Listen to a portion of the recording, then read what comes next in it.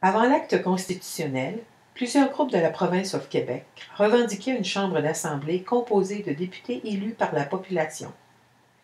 Les loyalistes, eux, avaient connu un système représentatif dans les 13 colonies avant de venir au Québec.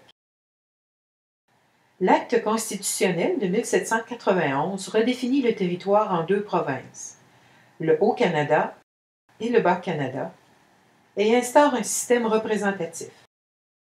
La population pouvait voter pour des députés qui la représenteraient. Une chambre d'assemblée est ajoutée à chaque Canada, le Haut et le Bas-Canada, où siégeront les députés élus. Les premières élections ont eu lieu en 1792. Le scrutin était alors oral et public. Toute la population pouvait donc connaître l'opinion politique d'une personne, au contraire du scrutin qu'on connaît aujourd'hui, qui est écrit et secret.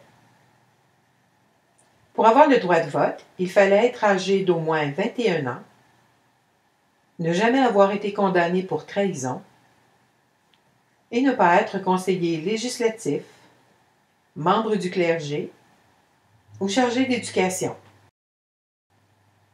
Pour être candidat, il fallait remplir les mêmes conditions que celles donnant le droit de vote, en plus de posséder une propriété rapportant un revenu, ainsi que posséder une résidence ou habiter dans le comté depuis un minimum d'1 an. Les députés étaient élus pour 4 ans. Certaines circonscriptions avaient plus d'un député. En tout, il y avait 50 députés pour seulement 21 circonscriptions. Le gouvernement était toujours nommé par l'Angleterre et était non responsable. Le chef du gouvernement était le gouverneur, nommé par le roi.